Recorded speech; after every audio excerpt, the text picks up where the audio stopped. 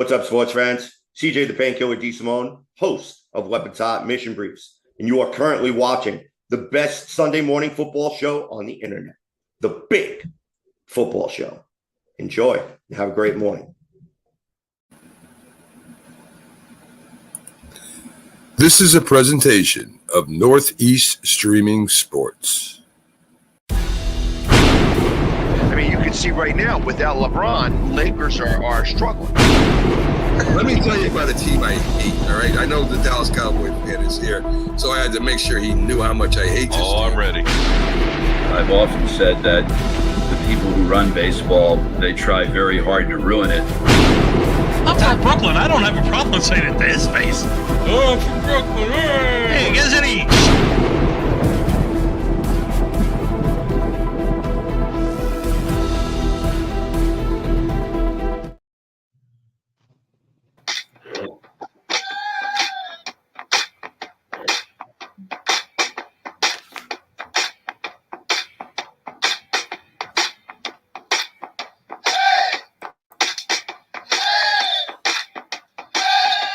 It's Sunday, folks, and you're listening to the Big Football Show and more. I'm your host, Mac, with your co-hosts Jack and James and Sonia Pearson. Our Lady of Sports will be in a little bit. We also have Keith Engle and the Philly sports guy due to join us here in a little while. Keith will be up first.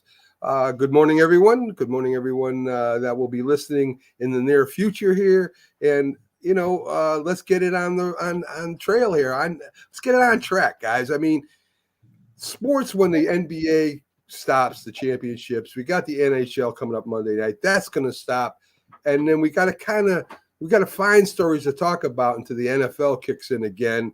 We have MLB still playing. WNBA has gone to the forefront, and hopefully they take advantage of all the free time that they'll have. So maybe they'll gain a few fans, maybe they won't.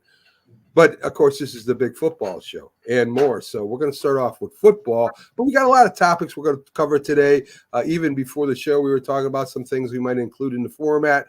So let's start with the football. Of course, everyone knows by now that Trevor Lawrence has signed a huge contract, second to only Joe Burrows. And that's going to affect a lot of the newer contracts coming up with some vets that have been out there and that have proved themselves somewhat. Of course, we talked about Dak Prescott, who has had a heck of a run as a starting quarterback last year, his best year. He's coming up with the Dallas Cowboys on a contract, and it's going to be a little bit higher than Jerry Jones might have expected in the beginning.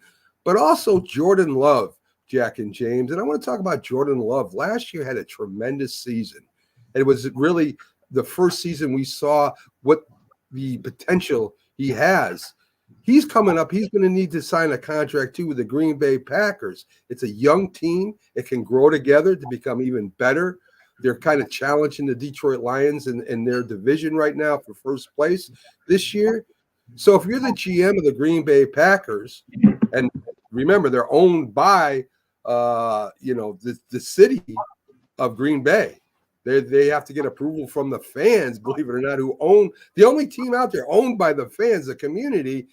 But the working GM there is going to have to try to sign Jordan Love. And what do you give Jordan Love? Jordan Love had an unbelievable season last year, better than Trevor Lawrence. So do you match Trevor Lawrence? Do you go buy Trevor Lawrence when you give him his contract? Or, I mean, what do you do, Jack? This may be the future of your team you're talking about here. Yeah, well, 1 year ago they gave him a 1 year deal, something like $21 million a year.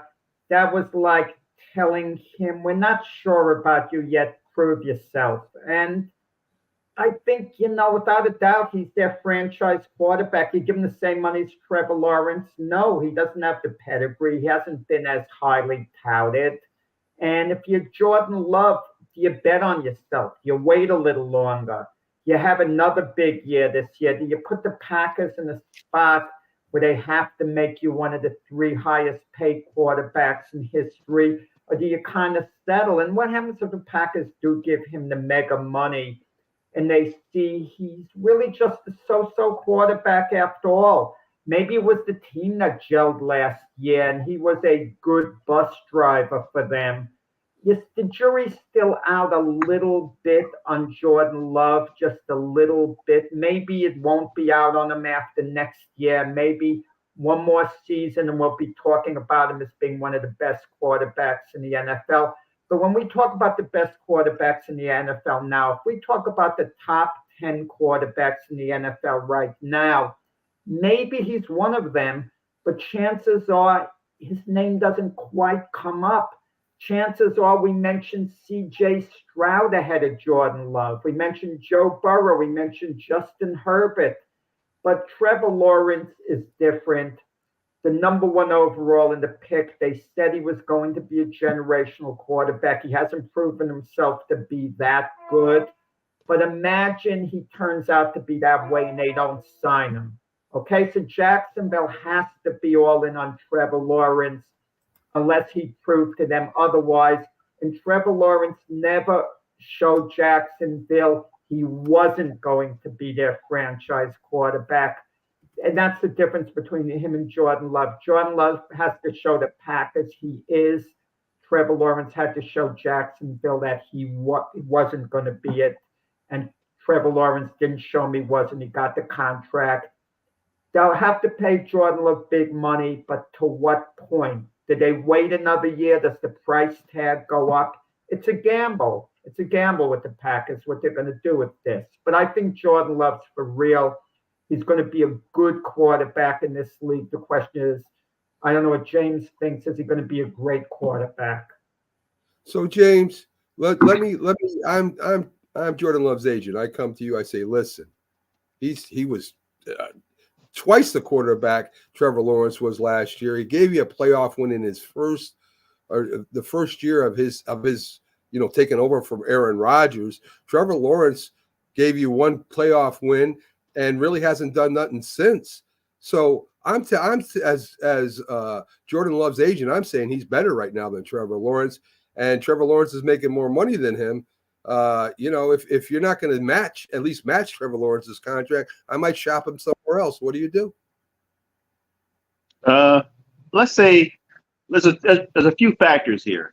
We look at the comparison between Jacksonville and the organization, the coaching, and the quarterback, former number one overall pick that just got paid a lot of money. Let's go back to Green Bay and their history, what they've done with their quarterback situation.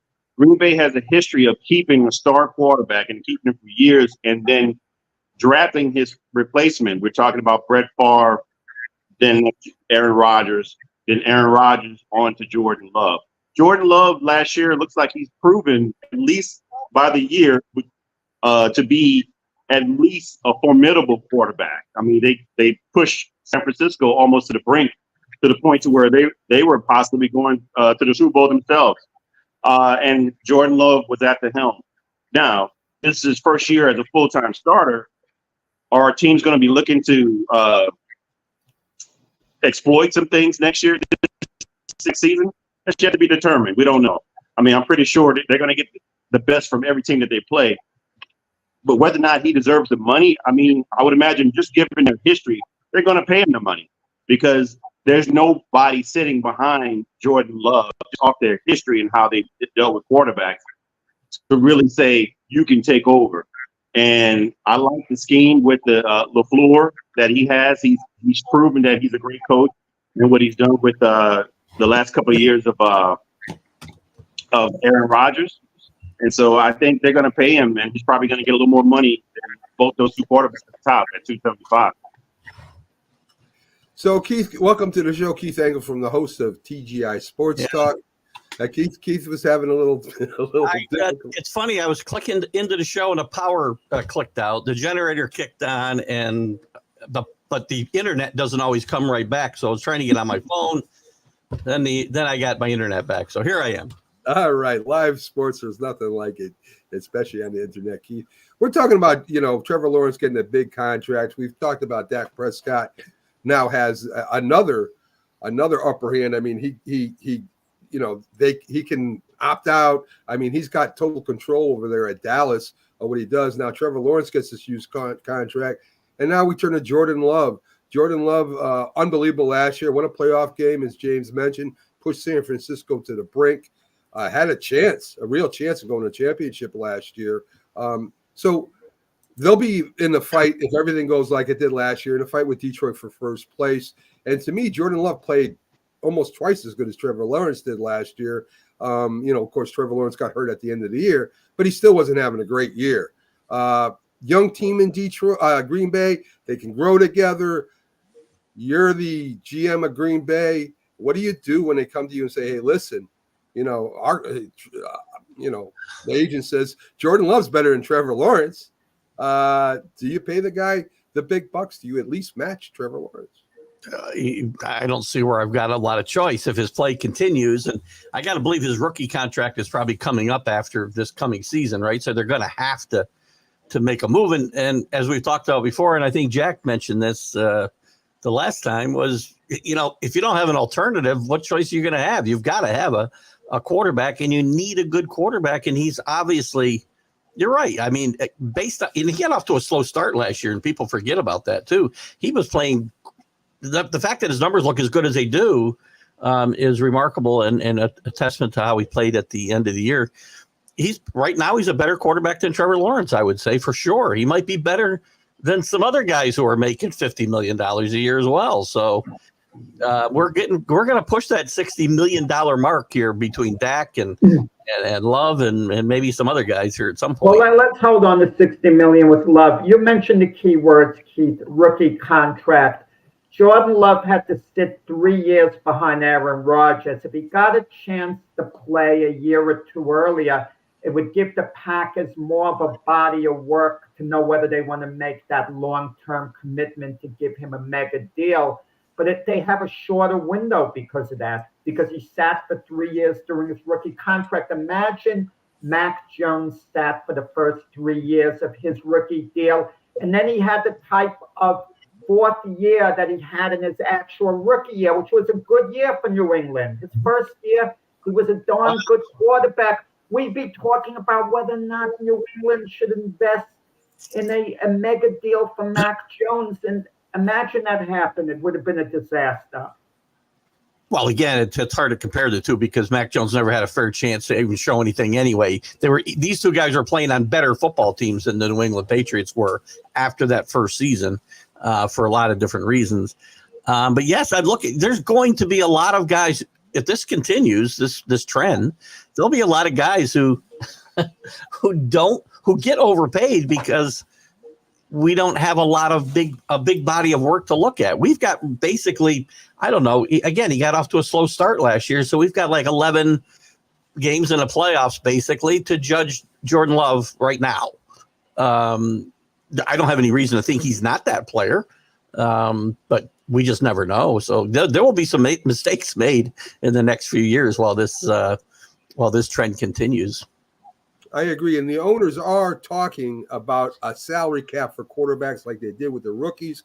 I don't know if that's going to come to fruition or not, but they are talking about it because, we're talking Watson numbers here in the next year or two. I mean, this is what it's coming to with guaranteed money and big contracts. So it's going to take the players union to keep that from happening. And one of the weakest players union in existence is the NFL Players Association. So I'm not confident that they won't be able to stop that from happening. So we'll see. So let's talk a little Patriots. Rondé Stevenson gets a 4-year big contract from the Patriots. Hurt last year, still went over 1,000 yards. Keith, I've watched him actually play football during the game. He's a good receiving back out of the backfield, and he runs really good power and speed. But it's a lot of money for a running back in today's market. The Patriots, of course, will need that running game because they really don't have an all-star, all-pro quarterback there. Good move by the Patriots. I think so. I'm a big Stevenson fan. When I saw him come to camp as a rookie, he was huge. He looked like a tank out there, and he was still running like lightning quick on the field in pads. And he lost a lot of weight between when he started in camp as a rookie and even that season. And he had some fumbling problems early on, and he didn't see the field for a while, which is what happens when you do that under Bill Belichick. And but once he established himself, he's got the potential to be one of the best backs in the league. He's got to stay healthy, and if this team doesn't go with a committee like they have done a lot of times in the past, if he becomes the man, he could be in the top 5 running backs in the league. He's got that kind of talent. It should be pointed out the big contract Max that he got was 4 years, $36 million, $9 million a year. That shows you how running backs are underpaid compared to other positions. That's not a big contract. I want to say only it's not all guaranteed. I think half of it's guaranteed, maybe less if I'm not mistaken. I have the $16 million number in my head for some reason. 16, 17 million guaranteed somewhere in that area. But for a running back, it is big money. I mean, that's the way it is today. In today's market, yeah. So I want to bring up, and this is kind of a fun topic, Bill Belichick, 72 years old. What a dog, huh? I mean, he's dating this 23-year-old cheerleader and competition dance. There was videotape coming out of her house and at the competition. That's quite an age gap. But hey, listen, at that time he was going to competition. They said he would be at the combine scouting talent. I guess you could put that together with scouting talent. No, Mac. So, I don't care for this type of stuff.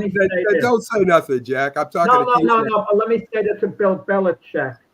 People are assuming he's going to want to get back into coaching next year if he could get a head coaching position. But getting away from the game for 1 year and just enjoying life in general, it's not a certainty he's going to want to get back to that grind, because Bill Parcells himself said years ago, when Bill Belichick sees there's another side to life, it's not just football, then, will he want to get back? He said, that's what Parcells said. Eventually, Belichick, is going to see that. Good morning to Sonia from Permanent Proper Sports, Our Lady of Sports. So, Keith, again, as I talked to you about just a minute ago, what do you? I mean, 72 to 23 is quite a age thing going on there. And Bill Belichick doesn't seem. I mean, if you watch Bill Belichick and listen to, he doesn't seem like that kind of guy. I mean, he seems like a kind of a restrained kind of guy. And of course, this is raising eyebrows around. Well, his longtime girlfriend, who he split up with 2 years ago, was younger than him, but not this type of younger than him. There's a couple layers here. Gronk pretty much outed him at Tom Brady's roast, is when he first brought this up. People didn't really realize what he was talking about at the time, but then we found out just a couple weeks later. And by the way, I found this out yesterday. Her ex says she's very mature for age. Her ex is 64, 65 years old, by the way, her last boyfriend. So she likes older guys, apparently.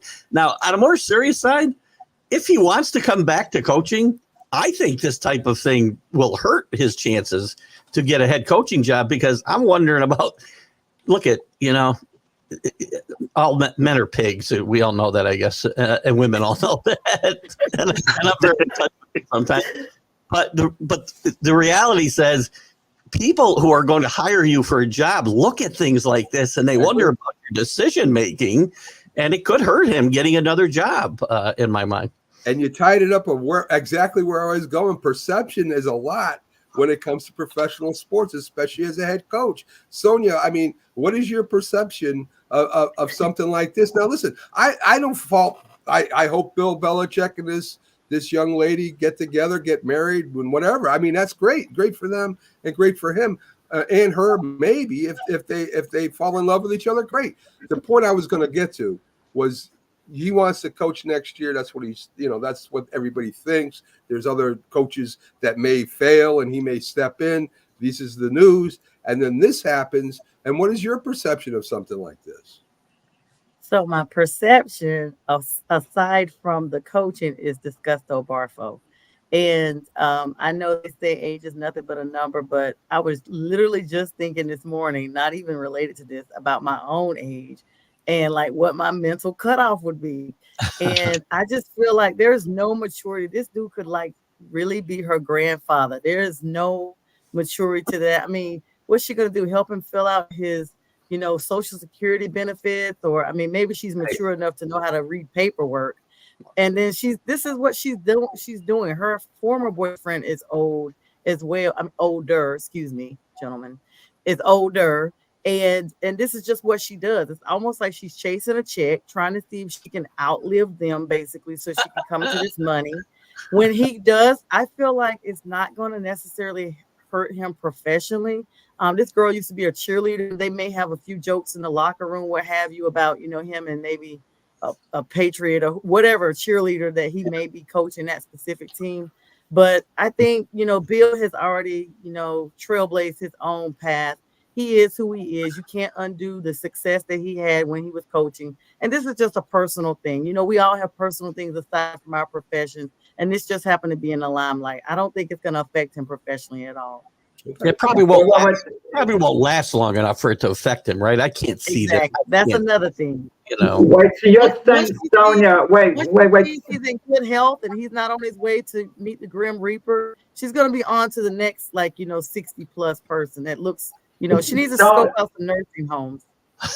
Sonia, you're saying Bill Belichick's going to be applying for Social Security benefits? Well, he's You think he needs some money on that?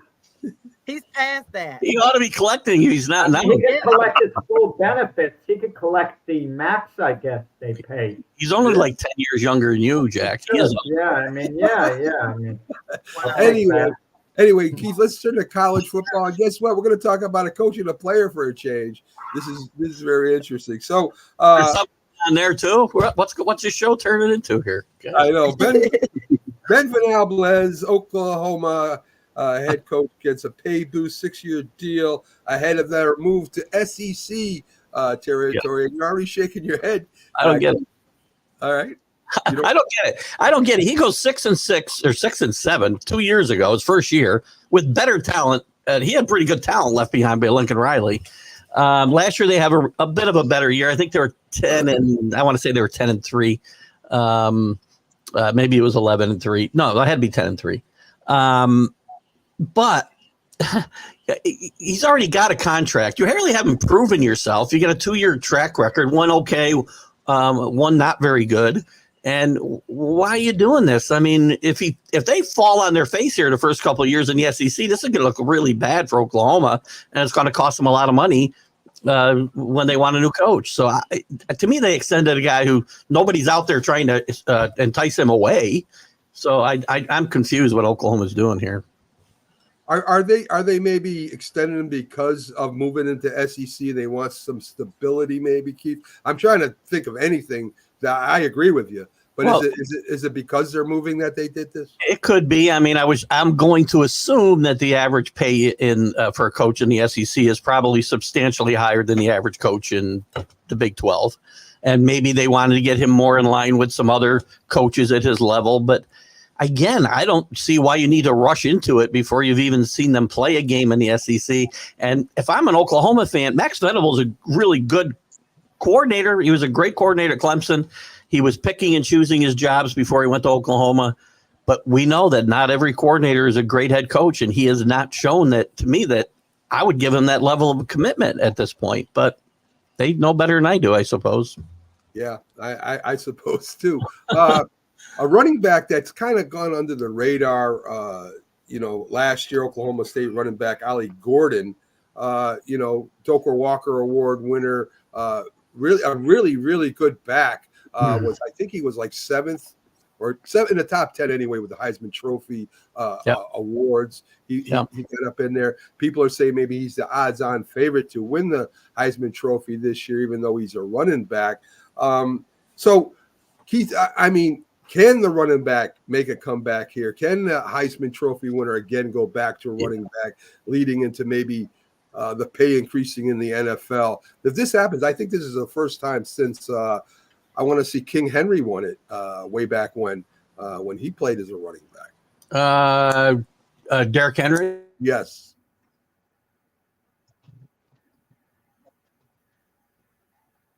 Did we freeze, Keith? Did we freeze? He's shocked. He's so shocked. Shocked me. Sorry about that. Somehow I'm on airplane mode. I got all kinds of weird shit going on here. Excuse my French. It's great. The power went out. My computer's like taking over life of its own here.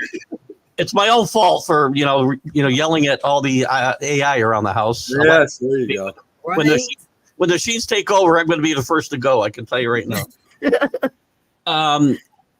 What was I talking about? Oh, yes. The running. This is a cyclical thing. Henry was the last guy to win, but before the quarterbacks were winning every year, running backs were winning every year. Pretty much. You look in the 80s, especially 70s and 80s. It was pretty much running back a trophy, just like it's a quarterback trophy now. It'll change. Defenses will change. They'll catch up with the passing games a little bit, and I think running backs will have their day again, and then it'll cycle through again. So again, running backs, they are devalued monetarily, right? But it doesn't mean they're not still important to most teams' game plans. So I agree, and he was responsible. I'm skeptical about that. I'm skeptical about the running backs making a comeback because of the rule changes and how the trajectory of the game is going to a different, era where everybody's injury safe first. And so, a guy like Earl Campbell, Jim Brown, Adrian Peterson, will we see guys like that anymore? It's just tough. I don't know. You don't see that battering ram running back anymore, or Emmitt Smith or somebody like that. Or even Derrick Henry to a lesser extent than Earl Campbell, let's say, but he still was that kind of not lumbering, but banging back. Yeah, I don't know. You may be right. The rule change may prohibit it. But I mean, throughout history, in most sports, things are cyclical, and the offenses catch up with the defenses, and the defenses catch up with the offenses, and we make changes. And it may take a decade, but I do think you'll see it probably at that run again. And because coaches are pretty smart, and they figure out a way once they figure out a way to stop the way teams pass for just such prolific numbers today, then it'll switch a little bit. But if you look at the drafts, right, they're drafting pass rushers, edge rushers, they're drafting the cornerbacks, the defensive backs, and the defenses are gearing up for the pass, and an offense will take advantage of that one day where they say, okay, you got all these pass defenders, we're going to run the ball down your throat. The Eagles are like that when they decide to run, and as you saw Kansas City, they ran the ball really well in the Super Bowl to win that game. Pacheco was the main really offensive weapon for Kansas City in the Super Bowl. So it does have its moments, and I agree with Keith as far as that goes. So let's talk a little bit about quarterback Michael Penix. He signs a contract with the Atlanta Falcons. It's a decent one. It's a $22.8 million contract, 5th-year option, $13.6 million signing bonus. If Atlanta gets off to a really slow start, I think I've asked you this before. If he gets to 2-5, I mean, Penix Jr., does he get it? Does he get in the game? If it's at the end of the year, I would imagine if the Falcons are not in the playoff race, does Penix Jr. get in the game? And does this cause a quarterback gets in and does well? What do you think, Sonia? First of all, the fact that they're paying him that much as a rookie is insane. I remember when quarterbacks came in and you could calculate that they were only making like maybe upper thousands a year. 22 million is literally like it's almost like he's already exercised his 5th-year option or the first year out of a rookie contract, in my opinion. I do believe that because James and I both are very familiar with how Atlanta does their team, being that we are in the same division. Atlanta is very finicky when it comes, in the past with their coaching. If they see they're dropping like 3 or 4 in a row, they're already looking at who's coming in next. Last year, we saw it basically that Taylor Heineke came in and they were very verbal saying, oh, no, we haven't benched Desmond Ridder. We're just, just bringing someone else in. But at the end of the day, it really was they were benching him. They brought him in to see who was basically playing better, trying to get some wins at the end of the season. And I honestly believe if Kirk Cousins doesn't prove to be who they thought he was with this organization, I'll give it maybe if they drop 4 or more. So I'm saying 4 because Atlanta doesn't want to go. They don't want to go back to this negative number. They want to try to win. They have a win now mentality. I feel like if Atlanta starts to drop 4, especially 4 in a row specifically, then we may see a debut of Penix Jr. Or if, unfortunately something happens with Kirk Cousins, we're definitely going to see Penix come into play. Well, Keith, we got to let you go. So I'll give you the last word. I mean, 3 quarterbacks in 2 years. What are your thoughts? No matter the year, do they keep Kirk Cousins as a starting quarterback? I think unless he gets hurt, yes, he will be the starting quarterback there. Maybe the last 2 games if they're totally out of the picture. And as I said before, if they don't win, then there's going to be some people in trouble there because, first of all, they didn't hire the Super Bowl winning coach they had a chance to hire. They bring in a quarterback that they're paying a ton of money to, and then they don't give him any help, basically, to win this year, which they're all in on. It makes no sense to me. So. Okay, Keith Engle, TGI Sports. Thanks for stopping in, Keith. You have a great day. Have a good one. Have a great Sunday, guys. Take care. All right. And we'll take a quick break and be right back on the other side. We still got plenty of NFL to talk about. We'll be right back. This is a Huddle Sports Network broadcast. You can find us on Roku TV, Amazon Fire TV, Facebook, and of course YouTube. Get all your NFL news here first.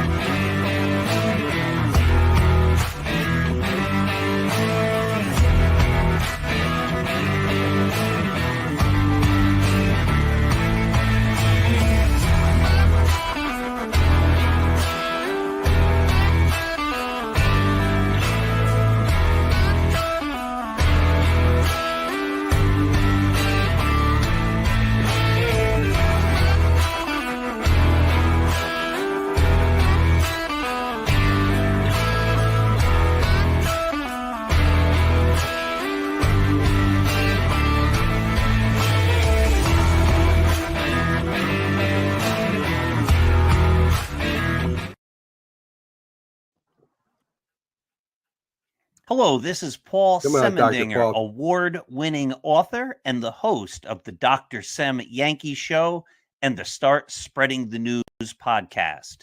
And you are watching The Big Football Show, the very best football show in the entire world.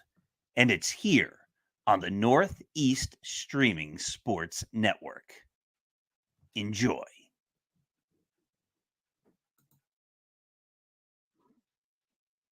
I love Dr. Paul. Thanks for that, Dr. Paul. We're going to get back to some football talk here. And Barry Sanders, the great running back of the Detroit Lions, some people consider maybe the best of all time, had a heart scare, a medical issue where I guess he had to be taken to the hospital or to the doctor's office at the very least.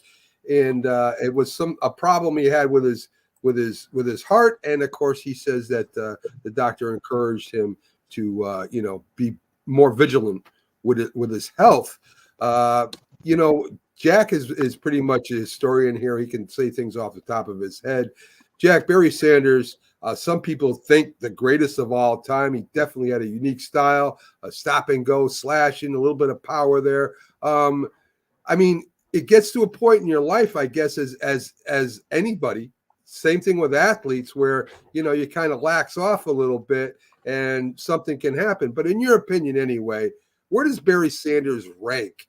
I mean, Jim Brown, you've got a lot of great running backs, Walter Payton, Eric Dickerson. Where do you think Barry Sanders ranks amongst the best of the best? Yeah, he would be a top 5. We tend to take a great player from a past generation and put him on Mount Rushmore. He's at the very top, but we don't allow anyone to pass him. It's going to be very difficult going forward, in the future to say that any basketball player is greater than Michael Jordan it's going to be hard to say any running back is greater than Jim Brown. Actually, Walter Payton was a greater all-around player than Jim Brown, and that he blocked and Jim Brown didn't block. But we think of the time when Jim Brown was so dominant when he played because he was an athlete ahead of his time. And by the time Barry Sanders came around, we'd seen already some other great running backs. So it wasn't like he was the absolute first. It's funny, Barry Sanders' dad was a big Jim Brown fan. He always said Jim Brown was better than his son. That's because he really loved Jim Brown. Same thing with pitchers. We look at Sandy Koufax, and are we ever going to say there's a pitcher better than Sandy Koufax? We're going to say pitchers had better careers, but we're not going to want to put someone ahead of Sandy Koufax. So we're going to want to put a hockey player ahead of Wayne Gretzky. We get caught up on these legendary players once they've left their mark in their era, and that the guys that come after, we never want to put them ahead of them. But Barry Sanders, he ranks as a top 5 himself. Jim Brown, Walter Payton, O.J. Simpson, and you like Earl Campbell's style. It's not the most eye-catching style, but what he brought to the table. And of course, you could add a couple more. I could say for peak value, for 1 or 2 seasons, John Riggins was unstoppable, for example, but his name obviously isn't going to enter the discussion. Just like when you talk about the all-time great centers, Moses Malone's name doesn't enter the discussion. But I'll tell you this, Moses at his very best may have been better than all of them. It's a good point. I mean, if you're going to talk about, go ahead, James. Well, I love this discussion. That's my favorite position of the game. And as Jack alluded to, John Riggins, he's probably the oldest back to get 1,000 yards. I mean, so you have to consider a lot of things like that. There's too many variables to just have one Mount Rushmore. There should be several, because Barry Sanders versus Emmitt Smith, there's a debate heavily about these two type of runners. They're two different style runners, two different style teams. One had a fullback, one didn't. I mean, there's so many different things you got to include there. It's just a different. There's too many different genres, too many variables, but there's so many great running backs that just include, man. I mean, Curtis Martin, Jerome Bettis, man, looking back at like you said, Jim Brown, Walter Payton, man, those guys are just incredible. O.J. Simpson, Earl Campbell, man, it's just hard to really choose. I have a top 5, and I would have Barry in the top 3 for me because of the style of running that he was. But I have Jim Brown and Walter Payton in the top 2. Those are my picks. Yeah. Yeah. I mean, you've got great running backs, and then you got legends, right? John Riggins is not a legend. Eric Campbell, almost, but not a legend. Earl Campbell. Yeah, but you start talking about Jim Brown, Walter Payton, Barry Sanders, Emmitt Smith. I mean, these guys are legends. And when it comes to running, and like quarterbacks, right? We have a lot of great quarterbacks, but there are a few that are legends. And this is where the discussion may take a turn. I mean, we could put, like we talked before the show, you could put asterisks next to almost every record there is. The games have gotten, have increased the amount of, so there's a better chance to rush for more yards and to throw for more yards. But really, I mean, if you looked at these running backs and what they did in the time they played, there are legends and then there's greatness. And, there is, to me, a difference. So anyway, go ahead, Jack. We don't take variables into account as much as we should. I love Jim Brown, not only as a player, as an activist as well. He had a personality that seemed to be bigger than life. I know he had off the field issues. I'm fully aware of that, things that I, didn't approve of. Okay, but I really did admire him, the way he, took on social issues beyond being a player. But if I were the Jet GM now, and I had to make a decision for the Jets, and it was only my decision, and the whole Jet organization was waiting on it, who could I have, Jim Brown or Walter Payton? I would take Walter Payton, because Walter Payton would block for Aaron Rodgers. Jim Brown would refuse. Okay, he refused to block when he played for the Cleveland Browns. And his coach, Blanton Collier would, argue with him, you got to block. And Jim Brown had such a big personality and was so great, he could argue back that he wasn't going to do it. And when his career was over, Jim Brown admitted he should have blocked. If he had a chance to do it all over again, he would have. He admitted he was wrong, but he didn't block when he played. I mean, he was just like a great, great running back.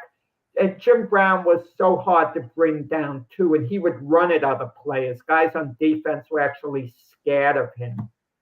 Okay, so there you go, Jim Brown. Sonia, there is some Carolina Panther news, believe it or not.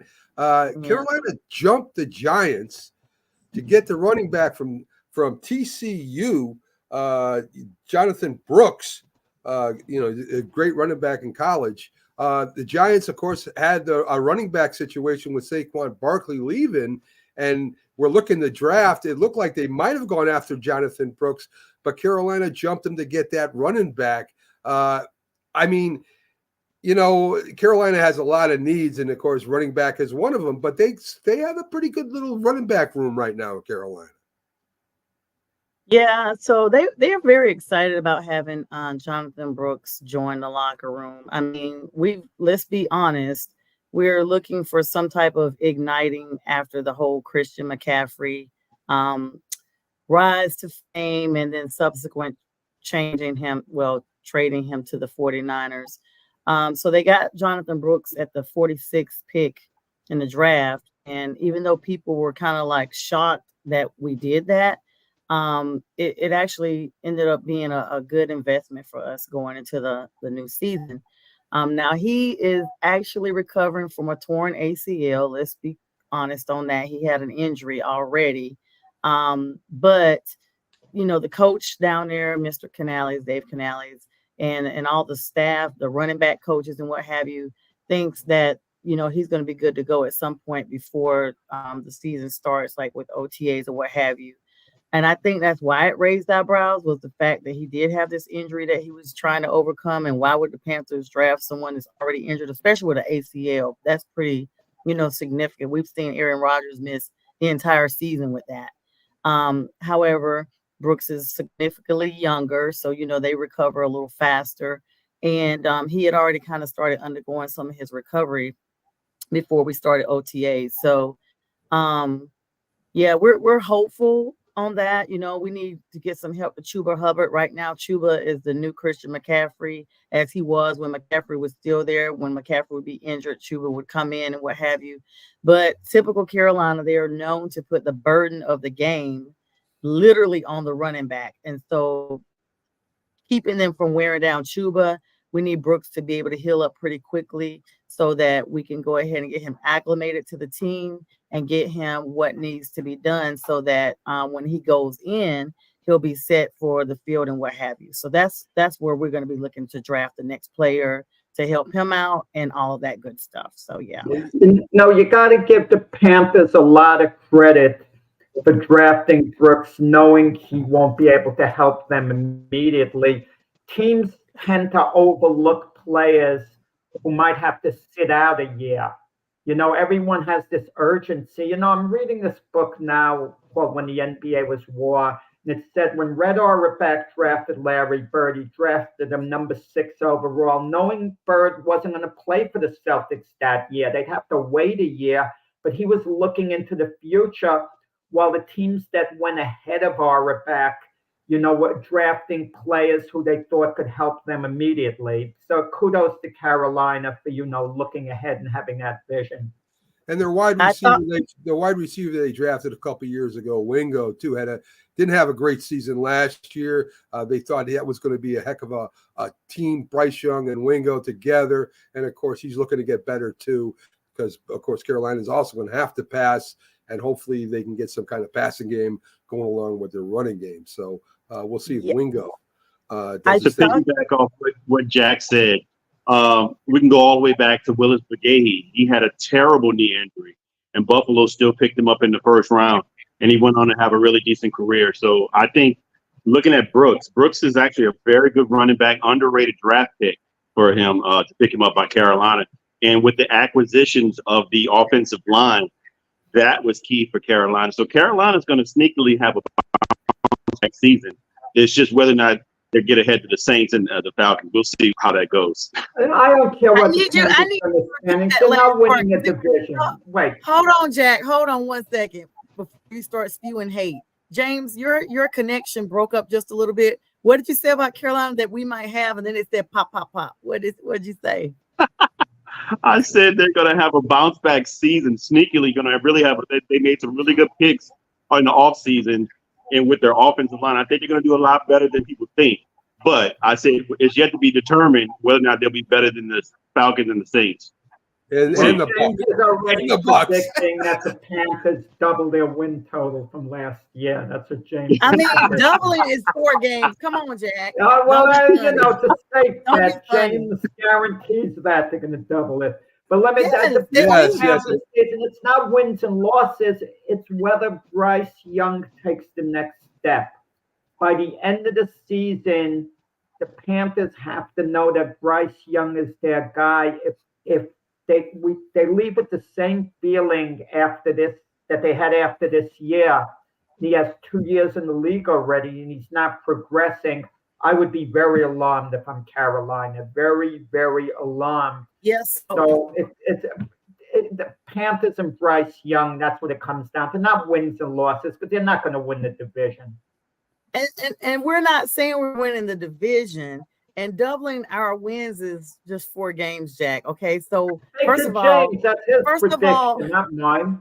Yeah, that's all right. We play them in the opener, and we'll see what happens then. But Mac, I thought you were going to talk about the whole team debacle as a whole, about the Panthers, and David Tepper with this renovation idea. We legit may be moving our team. That's what I thought you were going to talk about. Well, I wanted to talk about the players more than that old news. That's been out there for. No, it ain't old. There is stuff still coming out. We talked about it on the show, I think last week, and we talked about it during the week a little bit. Tepler, where's he going to go? Who's going to take not that? him. Well, I got you. Don't worry. Jack is already looking like who's going to? I know we're losing viewers along the way. With Carolina. Wow. I mean, come on. Because you guys got grandfather Aaron Rodgers that got hurt on the first snap. Are you kidding me? So anyway, we're talking about a 2-15 team that's signed an injured, drafted an injured running back. Even though I like the Mac, move. you can move along now. That's what Jack was hoping. Let's talk a little bit about the Saints. The Saints, the New Orleans Saints. Kamara leaves camp last day. Players are reacting. Most of them are saying, as most former NFL players that I've talked with, let him handle his business. That's his business. We're trying to improve. Now, listen, Kamara, whether you like him or not personally, what he's done off the field or not, he is a very good running back. One of the keys to the Saints' victory, to them having a winning season. Does this hurt the Saints? Will Kamara hold out? It doesn't really matter to you, James, if Kamara holds out.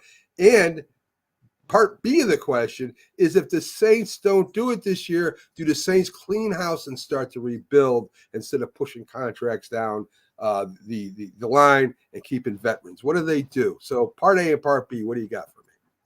Jack, Mac, that's a great question. Look, Kamara, from 2017 to now, his numbers are, I was just talking about this on Friday night with the fellas. His numbers are comparable to that of Christian McCaffrey. I mean, he's got 5,000 rushing yards, 4,000 receiving yards in 7 seasons, 54 touchdowns for rushing and about 29 for receiving.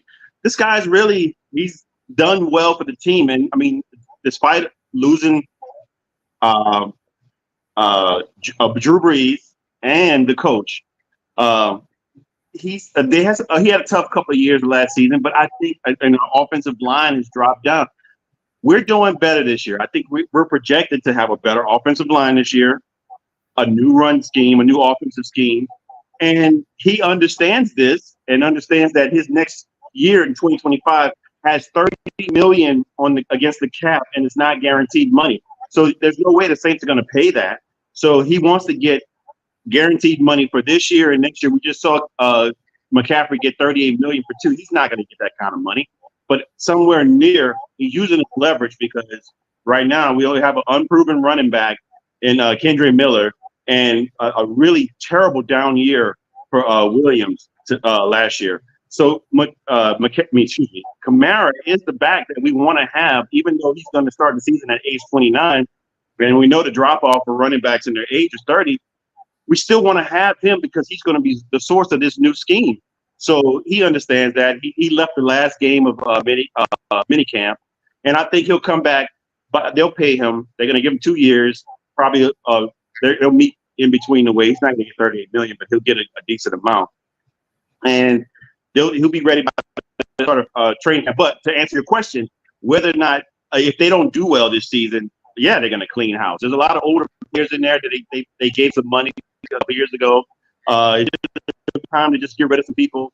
You'll probably get rid of the coach, keep that offensive coordinator, probably turn him into the coach because we just picked him up, Clint Kubiak, and just start from ground up. I mean, you got a lot of young players. There should be no reason that you shouldn't do better because you have young talent at the receiver position, and you did draft a running back, and you're getting some guys on the defense as well that are relatively young.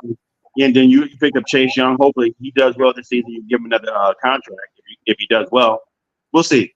I think they do well though with this new scheme. They were 9-8 last year. You know, people under the impression that the Saints were a losing team because they didn't make the playoffs.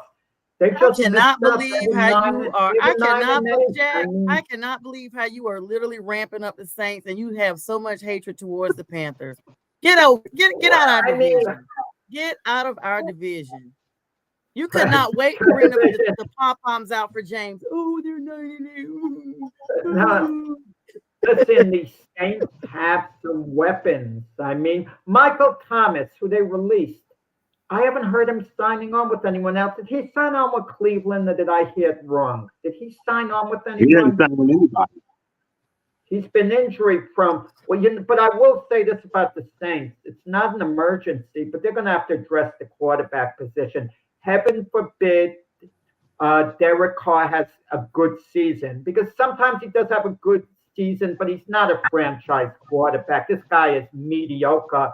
He's too good to be a backup, but not good enough to be a franchise quarterback. He's called a tweener, kind of like in basketball, a guy who can't play guard because he doesn't dribble that well, but he's not big enough to play power forward, but he's still an okay player.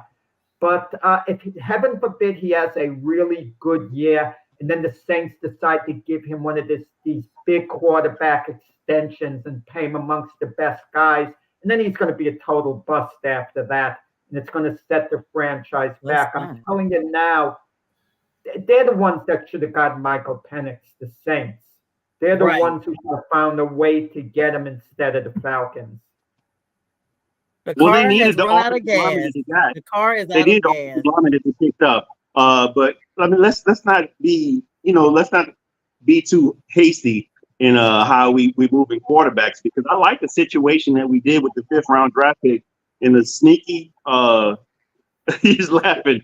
I'll tell you, let me tell you why I'm laughing, James. Because every team thinks they solved all their problems with free agents and rookie. I didn't say that. Every team thinks their team is going to be better and they address the situation. We really don't know until the season starts, right? Honestly, I mean, I could tell you the Giants had an A+ or A- draft. That does mean nothing to me. They've had an A+ draft for the last 3 years and haven't done nothing. The point that I was trying to make is you have right now Atlanta Falcons with a better quarterback, Tampa Bay, who improved unbelievable last year, and now the Saints, who have not really invested in the future. They've kept the vets on, they've pushed salaries down to keep them, and this has been what they've been doing the last couple of years. Has been their mentality.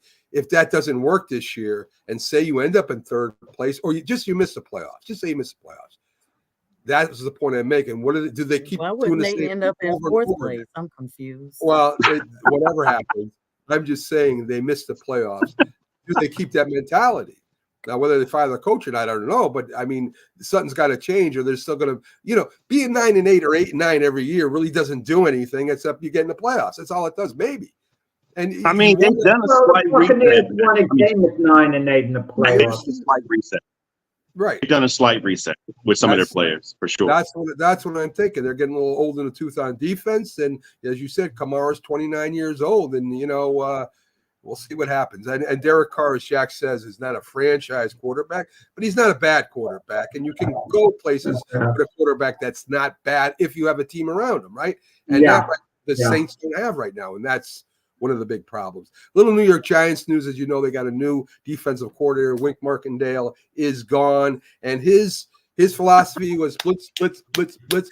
That's going to change under the new head coach, Corshon Bowen, who is more of a he was with the Tennessee Titans last 3 years for the Jaguars. I think it was the Jags for the last 3 years. A lot more zone defenses and a lot less pressure on the cornerbacks. Maybe it works, maybe it don't. I don't know. I will see what happens. So I'm just putting a question mark next to the Giants. And my favorite play on the Giants, Kevin Thibodeau. Okay, I've been pretty critical of him. And my thing is with Thibodeau, this is his third year he's going into. And if you're really that great of a talent, and he has a ton of ability, you should be the star player on defense. You shouldn't be a third wheel on the line behind, Lawrence and now Burns, who came from the Panthers to the Giants. You should be a leader. I mean, a leader on the field. I don't mean leadership qualities. I was going to compare to Micah Parsons. Micah Parsons, I don't know how he's perceived in the locker room, but he's the best player on their defensive unit. And you don't get that from Thibodeau. He shows up for certain plays and he looks like he's a Hall of Famer. And then he's going to take 2 games off and he's going to be missing in action while he's on the field.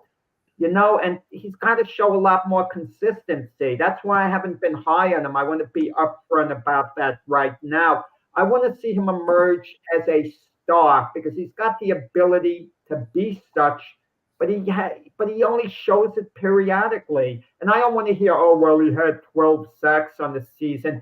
He got those over a period of a few games for the most part, and it's a 17-game season.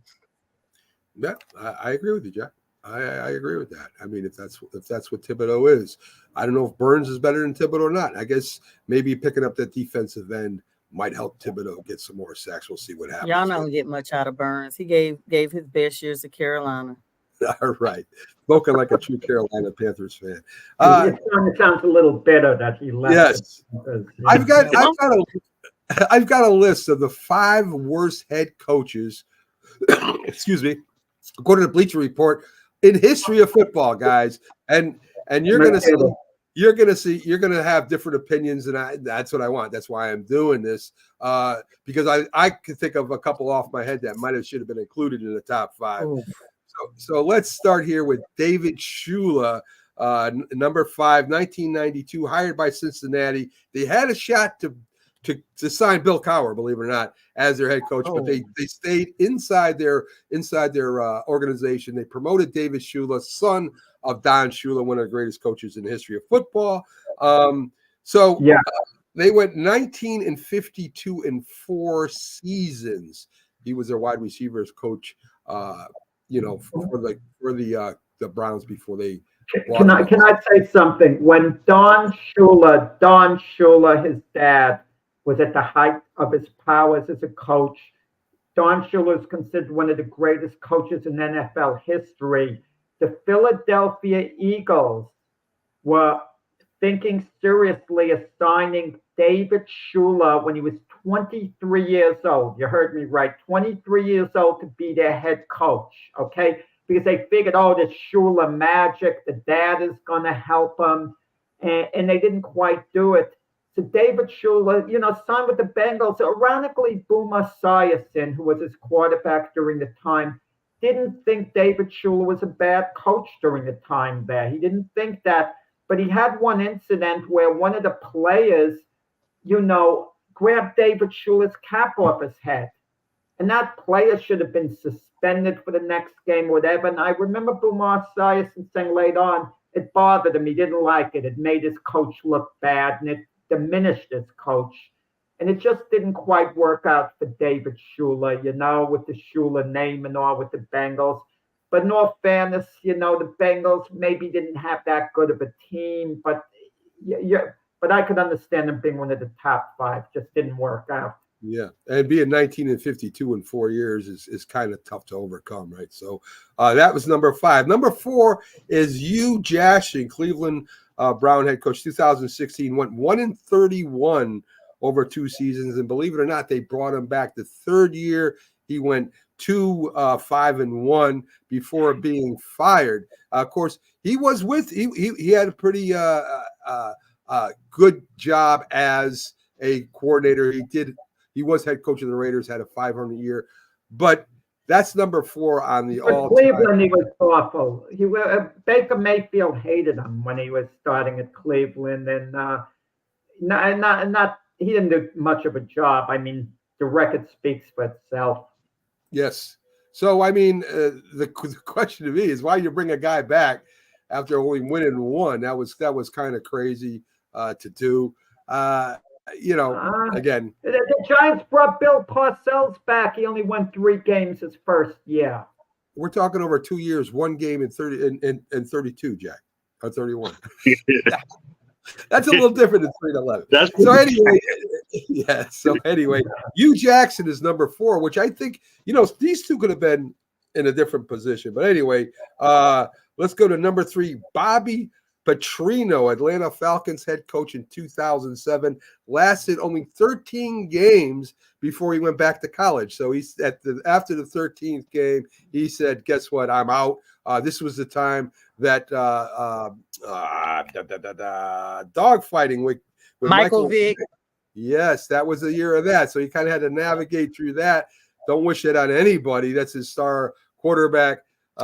Ends up in a lot of trouble. But he decided to go back. I think it was Arkansas. I think that's where he either came for or went back to. Supposedly, he only left them a note in the locker room saying, "See you later, guys." So that's number 3, and that's 1 year. I mean, Vic. I mean, I kind of feel for the guy on that one, you guys, right? Well, if he quit on the team 1 year, 13 games isn't enough of a body of work. It's awful. But look at Nathaniel Hackett.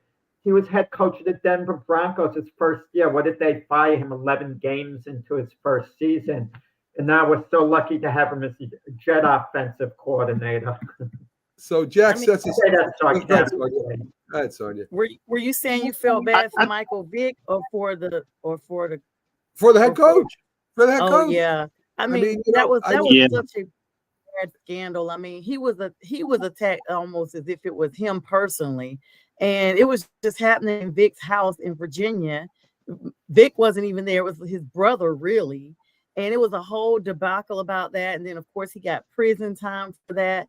And it just bled over. It's always what I talk about, when personal bleeds over into profession. But this time, the quarterback's behavior was so flagrant that it bled over into the coaching and just into the whole organization. I think that's what really happened. And he just basically caught the bad one because of Vic's situation. I mean, as a head coach, I mean, James, you depend on, and Vic at that time was a very I don't know if he was a great quarterback, but he's electrifying. He was decent. Right? It was very good. He could change the outcome of the game, right? So Michael Vick then went to the Eagles and had a great second act there. Right, but I'm just saying because the Falcons wouldn't take him back. They didn't want him back after that. You're not considered a great very contrite Michael Vick came out of prison and told you that he just didn't do the things that was necessary to be better or greater than what he was when he was in Atlanta. So I mean, I get, and like Jack said, he went back. He got a whole nother $100 million contract when he went to the Eagles, and so he redeemed himself and redeemed his career.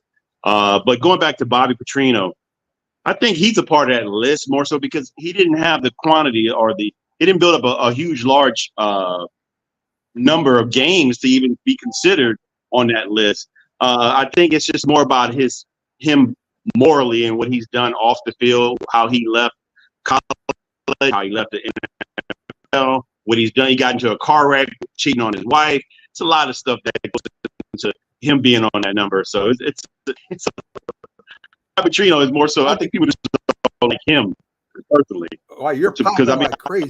I mean, so many other different names you can put in the top 5, huh? You're popping like crazy. You can't hear me? He probably needs to. Yeah, we can hear you, but you're popping. Maybe sorry. Maybe don't get so close to the mic. Maybe Jim, sit back a little bit. Maybe that'll help you out a little bit when you're talking. Talk now. Let's see if you pop. Mic check. Yeah, I was talking about Bobby Petrino. Is it okay? All right. Yes, that's much better. I don't want to James repeat what he said about Bobby. Anyway, I didn't say that. I said say something, Jack. Relax. So anyway, Petrino was left off. I don't think he deserved there. Jack brings up number 2, and I really don't know if he deserves to be there either. And that's Nathan Hackett, right? He had 1 year as a head coach of the San Diego Chargers. Less than a year. It's right, exactly. His time clock management got him in trouble all the time there. He did have a future, maybe great quarterback. That's still unresolved with Herbert. They scored the fewest amount of points in the NFL that year. Again, I mean, is one season or is 13 games or 14 games big enough to get on that list? Is that better than, is he worse than Richie Kotite, for example, who was a terrible coach, or Joe Judge, who was a terrible coach for the Giants? I mean, is he that bad? And I don't think he's that bad. I think he's not a great head coach by any means, but to put him on his top 5, I kind of disagree with. What do you guys think? I don't even know who he is. I'm gonna be honest with you. That's how his. Well, with Nathaniel Hackett, it's yeah. body of work. If you want to talk about the worst coaches, you have to set an amount of time. I mean, I think you have to say a couple of years. Anyone can have a bad year. It doesn't necessarily make you a bad coach. Look at all the coaches in reverse who are outstanding their first year, and then after that, not as good. Okay, so you could look at it different ways. To me, you got to have a body of work. Agree. And again, Hackett is now the offensive coordinator, or maybe is the offensive coordinator of the Jets. Well, they're keeping him as the offensive coordinator because they don't want to antagonize Aaron Rodgers. That's why the Jets are doing it. If Aaron Rodgers wasn't the quarterback, Nathaniel Hackett wouldn't be the offensive coordinator. I think Aaron Rodgers is indirectly calling his own plays this season because technically Nathaniel Hackett will send in the plays, but Nathaniel Hackett will know exactly what Rodgers wants to do in all type of situations. And because him and Rodgers are very close, they allow that, Robert Saleh's allowing that relationship to go on. To fire Nathaniel Hackett as the offensive coordinator and keeping him on the staff in another type of position, that's going to antagonize Rodgers to a degree. So right now, there's still a honeymoon period to just have with Aaron Rodgers. But if they have another year, if the Jets don't have a successful year, that comes to an end. I think, the Jets are going to make their own decisions whether Rodgers likes it or not. I hope so. Let's be honest. Rodgers comes in and tries to make it his team no matter where he is. He's a takeover quarterback. He did it in Green Bay all the way to getting McCarthy fired on Aaron Rodgers' actual birthday. And he's, running the show. But like Jack said about the Panthers earlier, we're losing views just talking about the Jets and Aaron Rodgers right now, Max. So let's move on. Okay. Urban Meyer is the number 1 coach on the list. And I could see him being in the top 5. I don't know if he's number 1 or not, but he really came in, into his coaching as the first-time NFL coach. No experience at all. Comes into the Jags. He's calling the assistant coaches idiots. He's kicking the kicker and swearing at him. He wins 2 games. He stays behind in Cincinnati after Cincinnati lost, and he's dancing with a woman and it's not his wife. All these optics that were kind of. No, he wasn't. No, a woman came for picture and sat on his lap quickly. From the video I saw, she was dancing, but that's okay. The point I'm trying to make is all the optics that kept coming and coming at the owner GM. He gave it. He let it go. He let it go. He let it go. And finally, after kicking the kicker and swearing at him, that was it. Urban Meyer was said not to even know who the players were on his team. He had a different agenda than coaching football. I mean, it was a name hire, I think, to begin with. I think. Let's see. What was his record? I think he won 2 games his first year, and that was it. And I guess you could put him in the top 5. We could have the debate whether that's enough time or not. But he definitely wasn't ready to coach the NFL. I take back what I said. In some cases, you don't need a body of work. Urban Meyer deserves to be on the list. Not a question. I mean, I was a complete fool from the onset coaching the Jacksonville Jaguars. They draft Trevor Lawrence, and he says he's going to be in a quarterback competition to see whether he gets the starting job. Well, what happens if he loses the competition? What does that do for his confidence? You're going to diminish him as a leader right off the bat. Okay, right off the bat. And just all his moves, his actions, everything about him, not traveling back with his team, on the flight and staying behind. Just, too many variables. I'd agree with that. Yeah. I mean, I was about to say, you can't just include Urban Meyer. I mean, these great college coaches that go into the league, we got to talk about Nick Saban and his stint in Miami. We got to talk about Steve Spurrier and his stint in Washington. These were all great coaches that won at the highest level in college, went to the NFL and stunk it up. So it's just too many names like that that fall in that category to just put Urban Meyer that's number 1. Come on. James, and also imagine the Cowboys had a different owner than Jerry Jones, and Jimmy Johnson was a coach of the Cowboys, and he was 1-15 his first season and got fired after 1 year. Chances are Johnson would have gone back to college, and we would have been talking about him being on this list. It's a point. It's a good point too. I mean, 1-15 is nothing.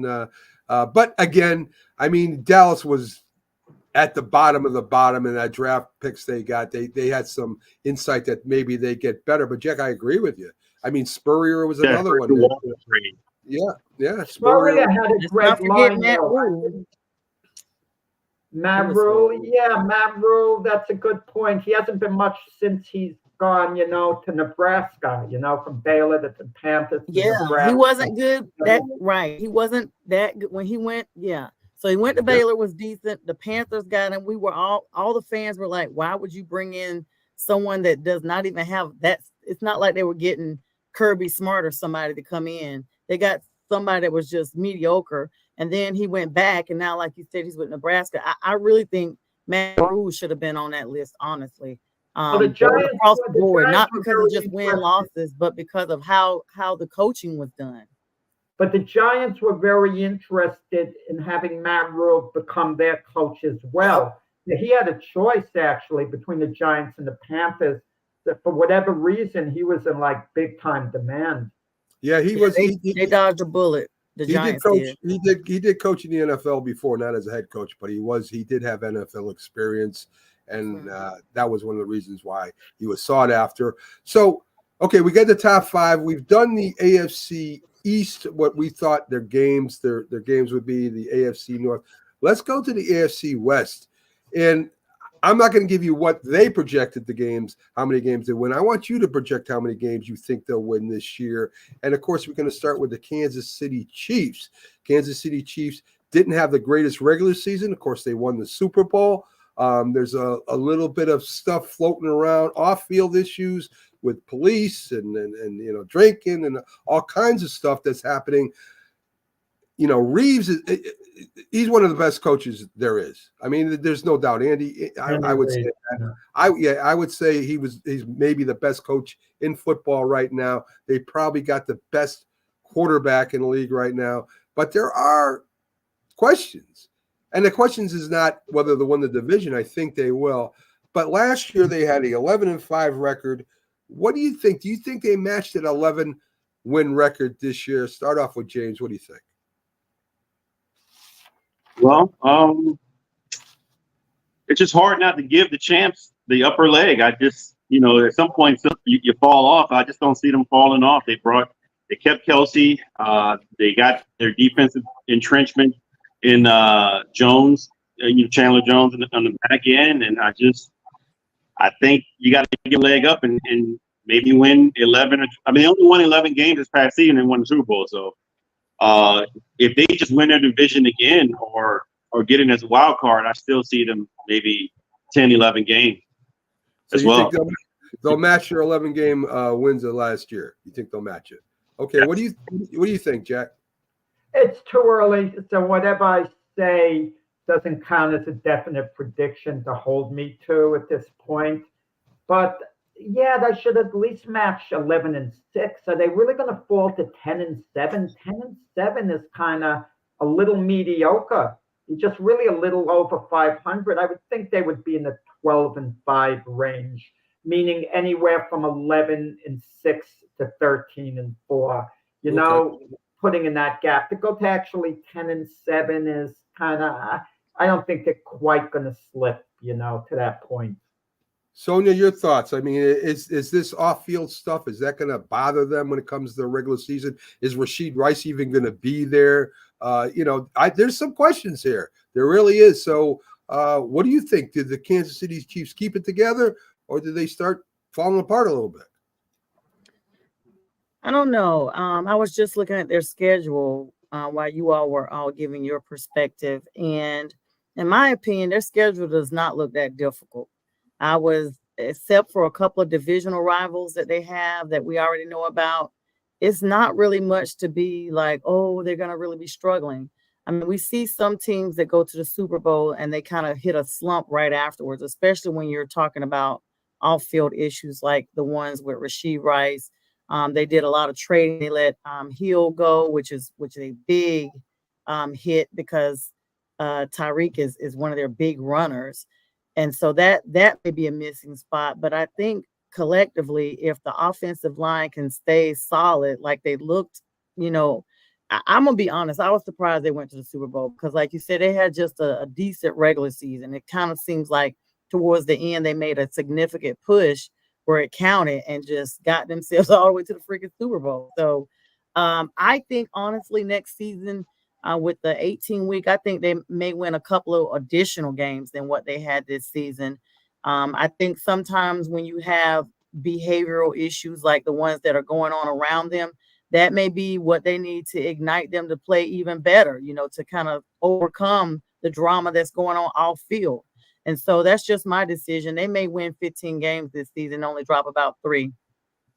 Wow. Sonia made a great point about the Chiefs getting it together for the playoffs. People forget they were struggling throughout the year. They lost a very big regular season game late in the year that they absolutely needed to win against the Raiders in Kansas City. Yep, and they were beaten soundly in that game, and they had their work cut out for them, but something about their championship pedigree, they got it together for the playoffs. Teams usually can't just turn a switch on and off, but they happen to do it. I don't know, was it the Chief mystique or whatever, and they win another Super Bowl. This is to me where coaching matters, especially in the NFL. Coaching in the NFL is unbelievably affects a team. And when you don't have what you had the year before, how do you change and still win? Andy Reeves, of course, he went to the running game instead of the passing game. The receivers weren't what he had before. And to me, that was one of the smartest moves he could make. If he relied on the passing, I don't think he would have made the Super Bowl. I think they'll win one more game, but I'm going to tell you, I'm going to give you a little tease. I don't think they win the Super Bowl this year. I don't think they go to the Super Bowl. I don't think that. And that we'll do later on as we get closer to the season. Maybe the first week we talk about who we think is going anywhere. But of course, what do I know? Last year I picked the worst team in the division, the San Diego Chargers. I thought they were going to championship, and they won a whole 4 games. I guess that's probably one of the worst picks I've ever made. New coach. You got Jim Harbaugh's back. You lose a wide receiver. You lose your starting running back.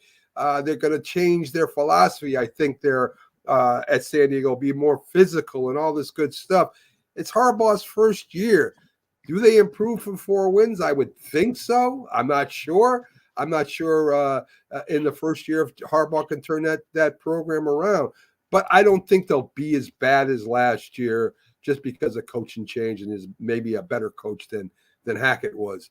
So, Jack, what do you think? You were there when I predicted the Chargers to go to championship last year. Well, you picked Miami and the Chargers in the AFC Championship game. The Dolphins were trending in that direction for a while at least, but the Chargers were a big disappointment. I think this is a rebuilding year for the Chargers.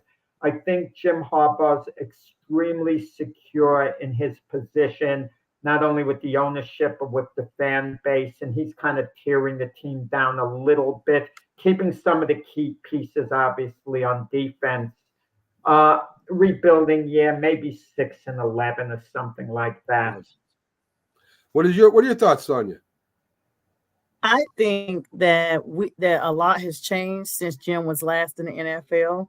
I think the teams have changed. Well, people, I should say, players have changed. I think the times have changed. We've seen a lot of coaching rules that are changed in the league. And I think it is going to be a period of acclimation for Harbaugh coming back into the NFL and making, not significantly so because he was here before, but I think he's been gone long enough that he himself is going to have to acclimate. I think the Chargers may get maybe 2 additional wins, but I think they definitely are going to not be too far removed from where they were this season as far as where they stand in the division. James, a lot of people forget that Jim Harbaugh actually turned the San Francisco 49ers into a Super Bowl team. We're ahead at the half before the lights went out. They were beating they were beating the Baltimore Ravens and his brother. No, the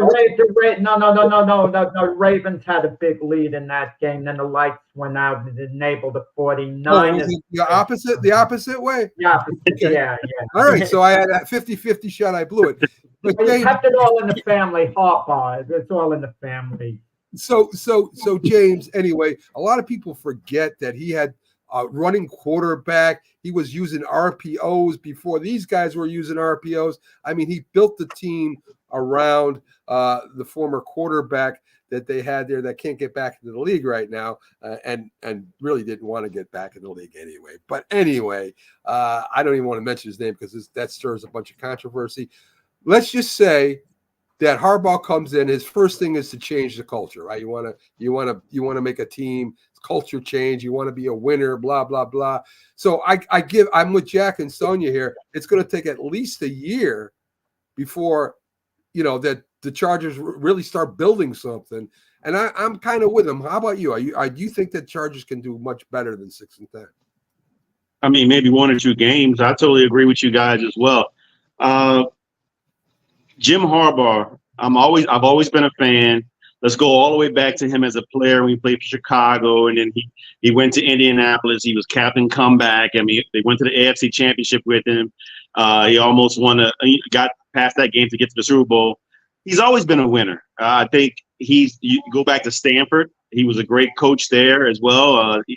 Toby Gerhardt and a couple other players he had there under his wing, and then he went to San Francisco, like you said, and turned that team around and made him into a contender. Now, mind you, that team had weapons on both sides of the field. They had great defensive, great linebackers. They drafted well, but it took time to get to that. And it's probably going to take time with San Diego as well to get to that point. Now, they made a great draft. They had a great draft. Los Angeles, not San Diego. Between you and Mac are calling them the San Diego Chargers. That's the same thing as when Muhammad Ali changed his name from Cassius Clay. People continue to call him Cassius Clay. Come on. It's LA Chargers and not the San Diego Chargers. What's with the two of you? You have to forgive me. It's hard. It's like saying the Washington Redskins. I mean, I forget the Commanders or the Cleveland Guardians. I mean, it's just hard to remember this kind of stuff. You're right. Thank you for the reminder. But yes, I do think the Los Angeles Chargers have an opportunity to get better, but it's going to take 2 or 3 years and maybe some acquisitions and free agency. a little more experience with the team, but they do have a solid foundation. I think they're going to have Justin Herbert there as a quarterback. That's a great thing to start with. And then you have the tackle they just drafted, and Joe, what's his name? Joe Alt. Joe Alt. Yeah. You know, they drafted him ahead of Malik Neighbors. Would you have done that? It shows what Harbaugh's looking to build both sides of the line, even though he has Bosa and Mack on defense, the offensive line. But if you had a weapon like Malik Neighbors for Justin Herbert, that had to be mouth-watering. But they took Joe Alt, the offensive lineman. I think that was a good move by the Chargers, personally. Yeah, me too. I think he's never, if you look at his history, he's never had a player like Malik Neighbors. I think his mindset, you can see what he picked up in acquisition. You got J.K. Dobbins, Gus Edwards, and they got another running back. So it's pretty much it's going to be run by committee and throw the ball to who you have there. You got Quentin Johnson, and you got a couple other wide receivers there, DJ Chark. These aren't great guys. These are middle-of-the-road guys. But if they can block, because when he was in San Francisco, he had Michael Crabtree. That guy wasn't. I mean, he was projected. He got picked high, but he wasn't a great wide receiver. All wide receivers, but they need a great running game to go with. Max shaking his head, but I think they're going to be better, but maybe two. Because you're still popping, James. You get excited, you start popping there. Maybe it's the excitement in your voice. He probably needs to go to the backstage and come back in. He probably needs to be tell you the backstage and come back in. Let me tell you what intrigued me before the draft with Harbaugh, what he could have done. He kept saying, J.J. McCarthy's the best player in the draft. He should go number one. That was his quarterback at Michigan. If he really felt that way, that McCarthy was a sure thing, when the Chargers went number 5, he could have had a deal in place to trade Justin Herbert, and there may have been a team that would have given 3 first-round draft choices to get Justin Herbert. So you trade Herbert, you get 3 number 1s, and you draft McCarthy. If you really feel your guy at Michigan was a sure thing. And that's how you build a team. It would have been a gutsy move, but, you know, he never seriously considered doing it for all the talk about his guy at Michigan, McCarthy. Do you really trade for does somebody give him 3 first-round choices? For Justin Herbert. No, for Justin Herbert, a team that's down there drafting in the 20s. There has to be a team out there that would have been so thrilled to get Justin Herbert as their franchise quarterback that they may have given 3 number 1s for him. That's a lot, Jack. I don't know. It's a lot. I don't know. That's a little iffy, but I get what you're saying. He's kind of throwing smoke out there, saying J.J. McCarthy is the best and then he doesn't even try to go get him in the draft. You know, you're all saying that's a great pick. Alt is a better pick than Malik Neighbors. I don't know if that's true or not. I don't know. I don't know if Alt's going to be able to transition and become a pro tackle. And I know Malik Neighbors will be transitioned and become a good NFL wide receiver at the least. Malik Neighbors will be outstanding. If you get anyone to throw him the ball. That is an explosion. Well, you have Justin Herbert that you say you could get three draft choices for throwing. I mean, I don't know if that was the right move or not. You say it is. But if Malik Neighbors has a huge season and San Diego is struggling to run the ball, maybe their minds will change then. I don't know. We'll see. No, at this point, that's done. I'm just saying there was a path to get J.J. McCarthy. Think of what Justin Herbert would have gotten on the trade market. You know, if you consider Justin Herbert one of the best quarterbacks in the NFL, and he's still young, and even though he's hurt last year, he's not an injury-prone quarterback on balance. Well, how long has he been in the league so far, Jack? Something like about 6 years, right, guys? What? Yeah, somewhere around there. But Matt, you just lauded. Am I talking better now, or am I breaking up? Yes. Good. So you just lauded Jim Harbaugh as a great coach. I didn't say he was great coach. What did I say? He was great. I never said he was great coach. You're inferring he was great. He brought San Francisco. He brought San Francisco to the Super Bowl. A lot of coaches. He has his own formula with how he likes to do things. Why wouldn't you think that he's doing good. The same. He's on the same trajectory to go with what he's got now. What he's doing now. The question was it a mistake not to get Malik Neighbors? That's what I'm commenting on. It's not a mistake. We'll find out, won't we? We'll find out. You say that now. I say maybe it was. So we'll end up finding out. Never win a game in June. You never win a season in June. You never see what players are really like, even in the OTAs, until they actually play that first down. Very true. Very true. If Joe Alt's another Zach Martin, another Joe Thomas type of player, those guys have more value than virtually any wide receiver you're going to get. I would agree to a point, unless that wide receiver is part of a Super Bowl team that goes that goes through a couple Super Bowls. But I would agree, longevity-wise, Jack, you're 100% correct. 100% correct when you say that. So anyway, interesting. So let's get to the next team we're going to talk about, the Denver Broncos. Russell Wilson's gone.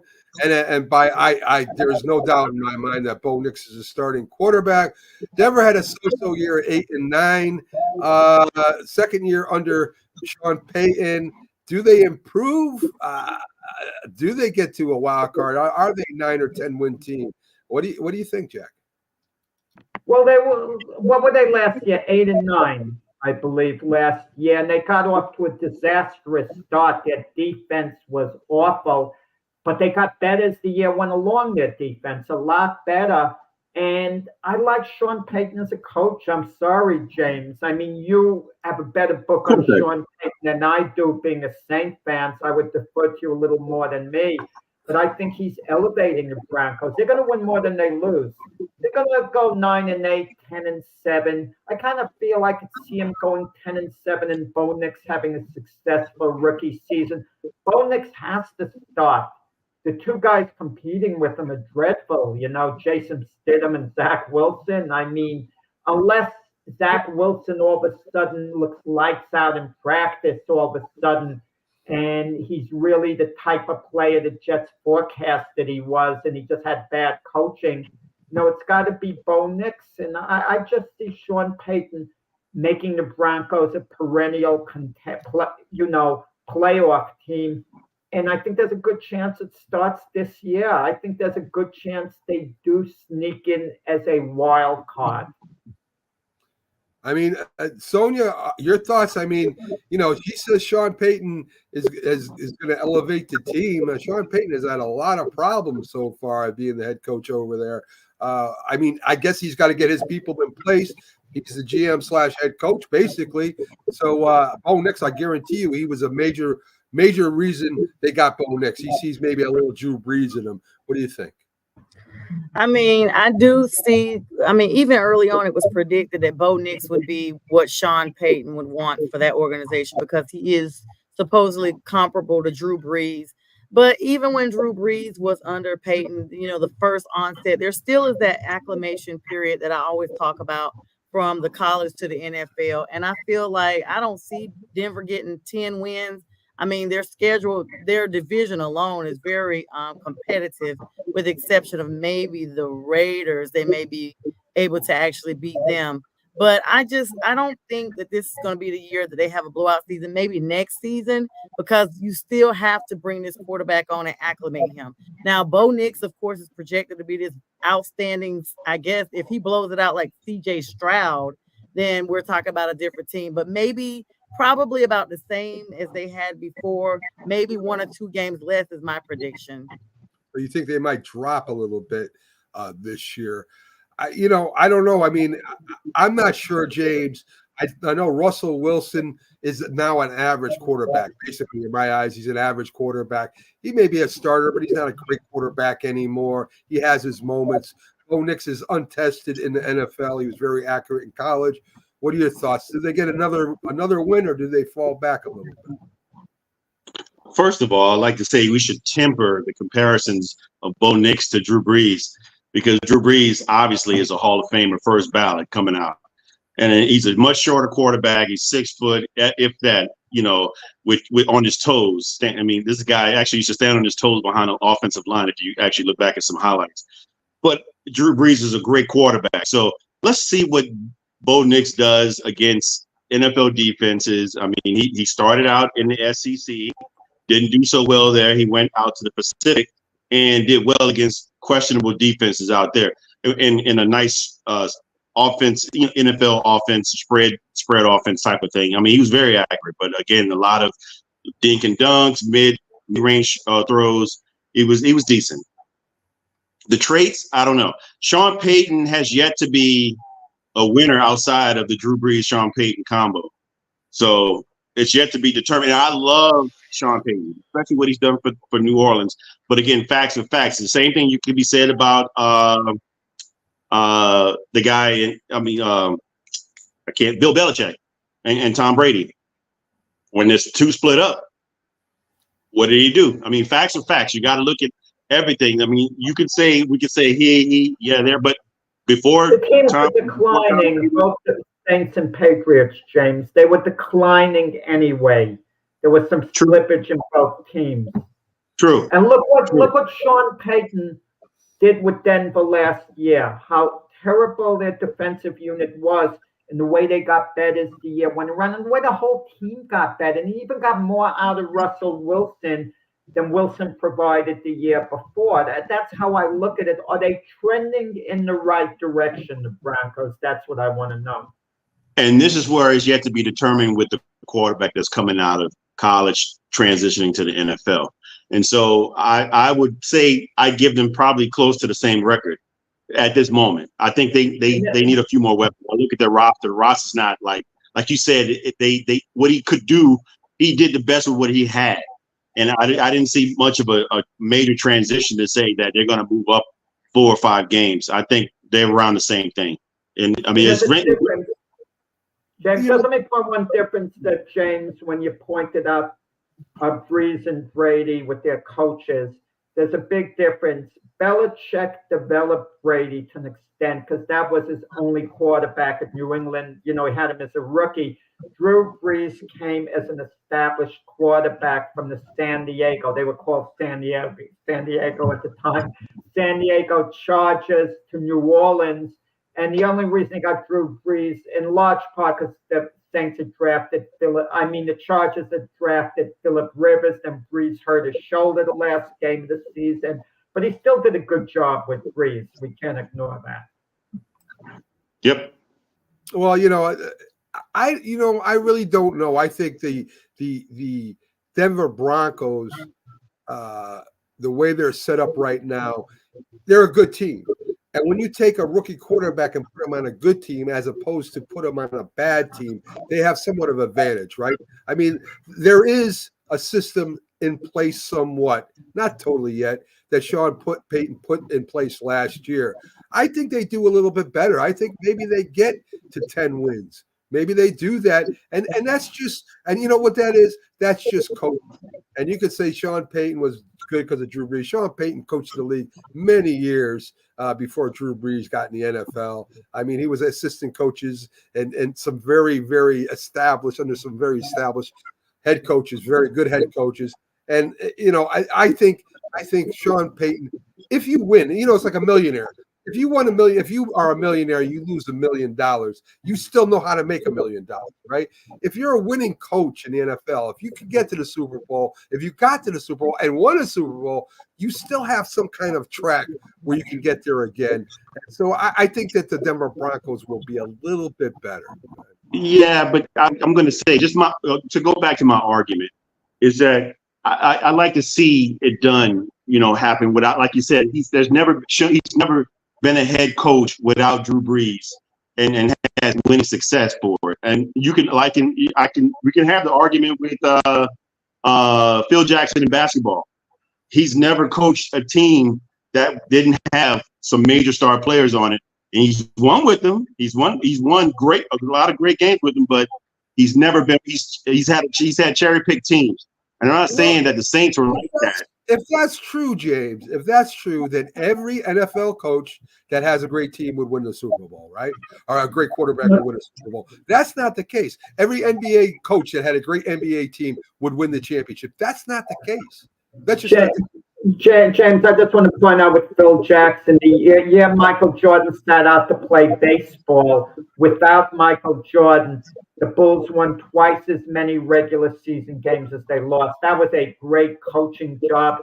just like the great Vince Lombardi, when he left the Packers and all that talent he developed, he went to the Washington Redskins, who were called that at the time, and he led them to their first winning season in 14 years. Even though they were only 7-5-2, the idea he bumped them up a bit. So, I mean, you got a valid point, James, but you also got to look on the other side. Just because you got the best quarterback or the best whatever doesn't mean you win the championship. So, if that was true, then, all of LeBron James, great teams would have won everywhere he went when he brought the vets there. So let's get to the Raiders. Very interesting team here. They worked really hard to build up their defense, right? They're going to have a great watch them. They're going to have a great defensive line this year in their division. And I think they're going to have a very good defense. The question is quarterback. You got last year's guy. I can't even remember his name right now. And you got Mr. Mustache. Gardner Minshew. They just got Gardner Minshew. So anyway, they picked. They had him last year. I don't think they did, Jack. He was their quarterback last year. Is that true, guys? Yes, he was. Yeah. My word. I thought he was with another team last year. He was with Indianapolis. I thought he was with the Colts. I thought he was with the Colts last year. Oh no, I'm sorry. He was with the Colts, and then he went. Yeah, he went to the Raiders. Wait a second, you got me confused. Right, he went to the Raiders now. Right, so he's battling. Yeah, sorry about that, Mac. That's okay. That's okay. That's all right. That's all right. No big deal. So anyway, we don't know who the starting quarterback's going to be. The young kid that started last year for him, Aiden O'Connell. O'Connell, thank you. A good Irish guy. I should know that. Caden O'Connell, or is it going to be Gardner Minshew? I mean, Minshew has been there. He's been a NFL quarterback. He has won with some teams. So that's going to be a big decision. I think their defense will play well. They were 8-9 last year. They just hired Antonio Pierce as their full-time head coach. Yeah. What do you think happens, James? Do they get better than 8-9 or worse? Yeah, I do. I think they win 10 games. They got two of the best tight ends, I think, and Mayer and the one they just drafted this year out of Georgia. So, Brock Bowers. Brock Bowers. So, and they're going to expect them to run the ball. I mean, I'm looking at them to rely more on their defense more so than their offense. And I just think that there's a lot of discipline with this coach, with this team, and they can win this division. I mean, I don't like Broncos, and I don't like the Chargers to win a lot of games. I just think they have an opportunity to be able to win 10 games with their defense. And they still have Devontae Adams as well. So it's really, I think I see them winning 3 more games. I can see them winning 10 games. They were 9. What were they? 9-9. Yeah, I can see them winning 2 more games. Okay, Sonia, you agree with that? Good morning to Matt Henry. Right, Sonia. So I know, first of all, the Raiders are gangsters. Let's be clear. I mean, Antonio Pierce with the Suge Knight look and everything, and he's from the West Coast and all that stuff. They literally brought the hype to that team in a time that they needed it. Devontae Adams is still there, despite there being rumors that they were trying to get him up to join Aaron Rodgers, and so that Devontae staying is going to be huge for them. No matter who the quarterback is, they're going to make it work. Like James said, I do agree. They did a lot of work defensively. And let's not forget who they have as an assistant coach, Marvin Lewis, who in his own right has a lot of NFL experience when he was with the Lions. And so I'm excited to see what the Raiders do. I'm not saying they're going to, blow the whole division out, but they're playing the NFC South this year, which they very may well sweep with the team they have. You're also playing, they may even do better in their own division. I know they have the South, but I predict they at least at a minimum will not finish at the bottom of their division like they did in the past. I think they're going to finish probably in second place, but not, they could surprise us all and finish first. But I'm excited to see what the Raiders do coming up next season. Oh, and my cousin plays there too, Brandon Parker. So shout out to him. Well, there you go. So you think they win more than 10 games or more? No, 10 games. 10 or the same. Okay. What do you think, Jack? Yeah, sure, Sonia. The Raiders are going to win 10 games, and the Panthers are going to make the playoffs as a wild card. Yeah, We sure. are, and you heard it here first. You know, you're always stuck, Sonia, on these interim coaches who barely keep their head above water, like Steve Wilkes and Antonio Pierce. Look, Antonio Pierce didn't do a bad job. Steve Wilkes caught a bad one. Let's be clear. He was decent. Steve Wilkes was decent. He got shafted. Marvin Lewis, by the way, was a longtime head coach of the Cincinnati Bengals. They'd always get to the playoffs, and they'd always lose the first game. But he didn't do a bad job when he was a head coach. He does bring a wealth of experience. I like the Raider defense. Antonio Pierce, great linebacker in his day. He brings a certain chemistry to that defense. I don't mean he's a bad hire. I may have hired him myself, but I think that was a fair hire by the owner, Mark Davis, because a few years before that, they had an interim coach, Rick Bisaccia, who replaced John Gruden. Bisaccia took the Raiders to the playoffs, and then they fired him when he did a great job as an interim coach, and that upset the players. I think the players stepped forward. They said to Mark Davis, we like Antonio Pierce. We want him to continue to be our coach. And I do like that late season win when they won at Kansas City. I really like the way their defense is functioning, but I don't see them as a good team. They don't have a good quarterback. Gardner Minshew. That's why I said like maybe an 8 and 9 team if their defense plays well. The defense has to play well for them to be 8 and 9. Maybe I could stretch it out to 9 and 8, perhaps. I just don't see them as any type of a threat. They lost Josh Jacobs on top of it. Josh Jacobs went to the Packers. That was their big running back. They did get Brock Flowers. Let me just say, I had Marvin Lewis mixed up with Caldwell. My apologies. In my mind, I was thinking the Bengals, and I just, I knew where he was. He was from the North, no matter what. Yeah. But and that's a friend. Jim Caldwell, whatever happened to him? He had a winning record as a Lion head coach. They fire him, and then the Lions are losing for a lot of years after that. Why didn't Jim Caldwell ever get back as a head coach? He took an Indianapolis Colts team to the Super Bowl before that. I mean, the Panthers were interested in him a couple of seasons ago. I think they actually interviewed Caldwell. I don't know what happened. I was really rooting for him to be chosen, but it didn't happen. So, I guess all three of you think they'll at least improve a little bit. I don't know. I think. I don't know. I don't know. They need a quarterback, Mac. I agree with you, Jack. I do agree with you. At least a good starting quarterback. Minshew is not good. He's like great. He's almost good, but he's not good. And I agree with you. And I think defense can win you some games, and if the defense wins you 8 games like it did last year, I think that's great. You need a quarterback to get the ball, at least get the ball to him.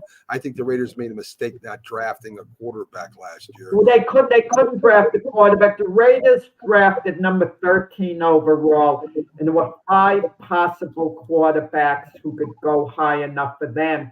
And the 5th one was taken 1 spot ahead of them at number 12, Onyx by the Broncos.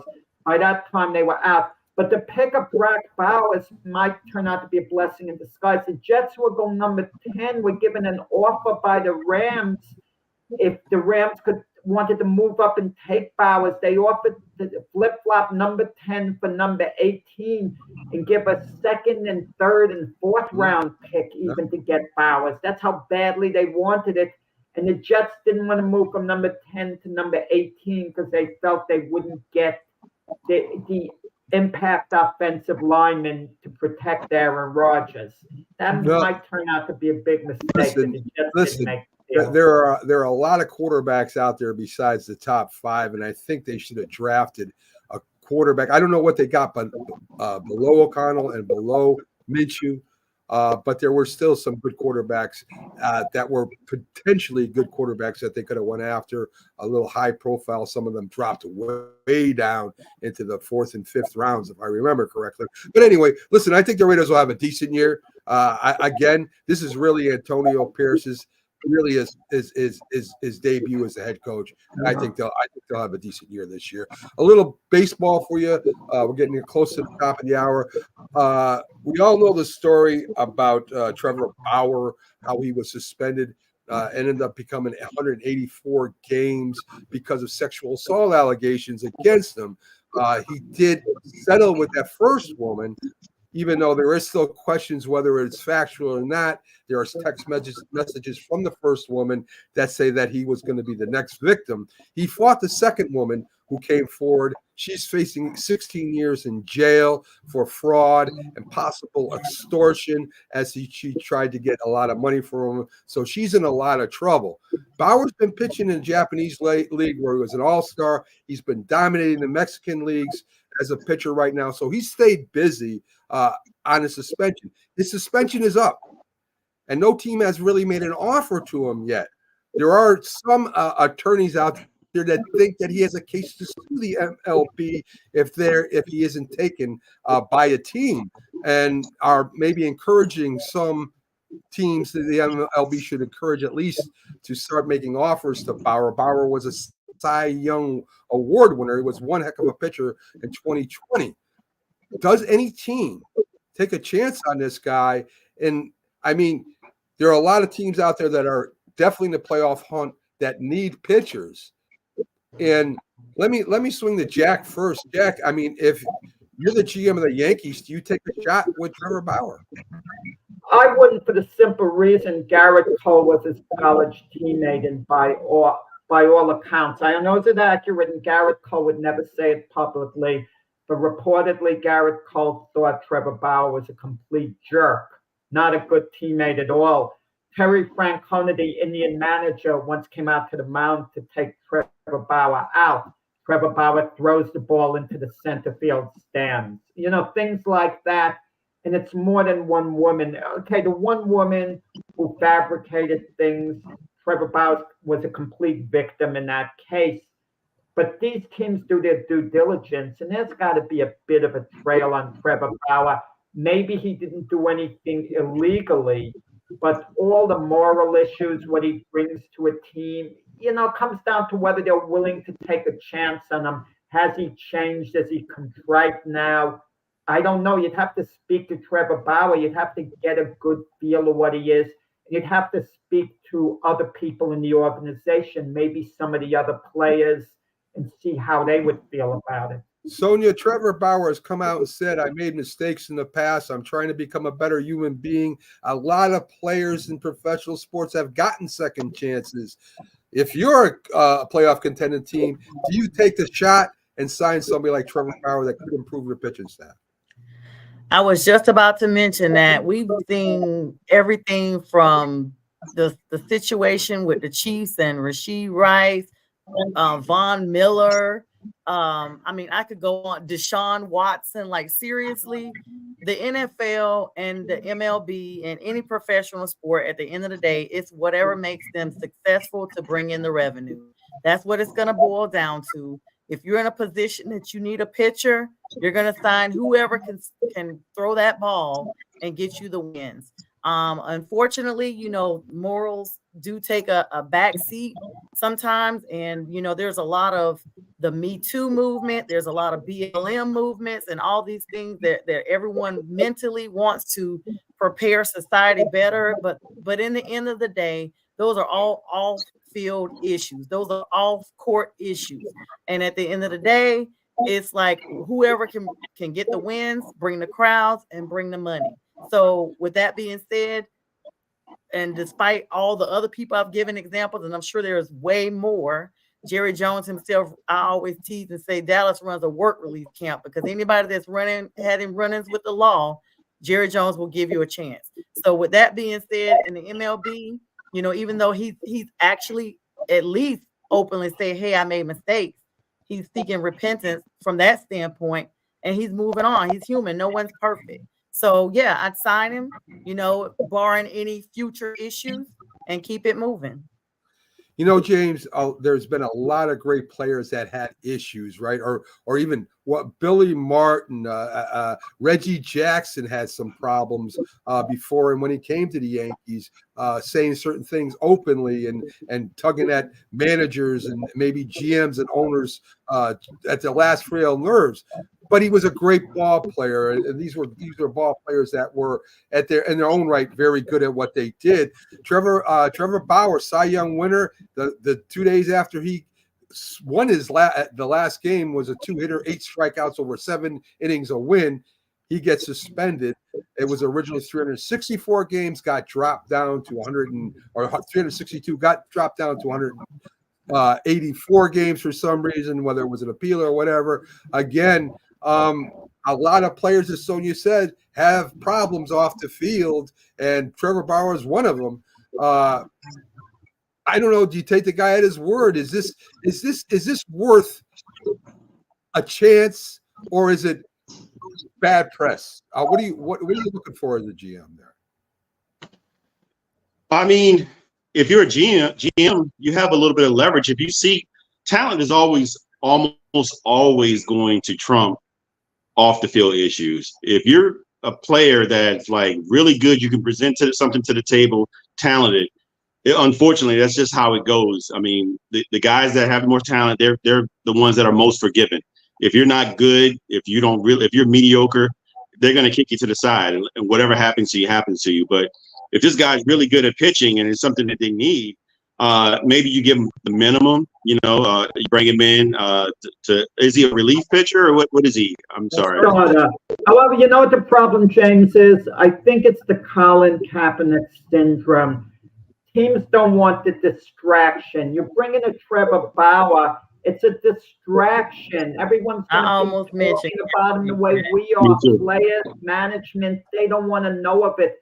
The talent's got to be so great for you to put up with it. A Patrick Mahomes, whatever, everyone is going to want him as their quarterback, even though, like Deshaun Watson was brought in. They knew the Browns was going to be a distraction, but they thought it was such a great talent, it would be worth it. Is it worth it for Trevor Bauer? Listen, Trevor Bauer at his best is an outstanding pitcher. Now you're dealing with your sponsorship. A certain sponsor is going to pull the plug on their involvement with the team. I don't know. It's just not worth the fatigue for teams. That's what the problem is. Well, those were my questions. Great points. But do you want to win the World Series, or do you want to worry about whether you're, I mean, that's the question, right? And, I what I think, guys? I think it all comes down to whether you are willing to do anything. And this is, I don't think this is worse than some other stories we've heard. Are you willing to do almost anything to win a World Series? And a lot of people are. Trevor Bauer, listen, was, as Jack said, was a great pitcher. And not only that, he hasn't gone somewhere and sulked. He's kept busy. He's pitching in the Japanese league. He's pitching down in the Central American leagues. I mean, this guy is staying busy. And he said he'd come back at league minimum if that's what it took. So he seems contrite. I don't know. I would give him another chance. If I were a team, I'd give him another chance. And I'd see what the blowback would be. I'd speak to some sponsors beforehand, But the stuff, I do my due diligence. Are there other cases that could emerge? Okay, is there anything hanging over his head right now? If it's not, Sonia makes a great point. The NFL takes cases like this all the time, and guys keep going back to their team. So why not baseball? I mean, that's how they could point it out. Any team in baseball, look at the NFL. I agree. So, folks, we're done with the show today. Thanks for tuning in. A lot of football, as always. A quick story about MLB, and we're on our way. Of course, the hockey tomorrow night, Game 7. First time in like 5 years that they've had a Game 7. Edmonton Oilers have really made this exciting, and hopefully it'll be an exciting Game 7. You guys have a great Sunday.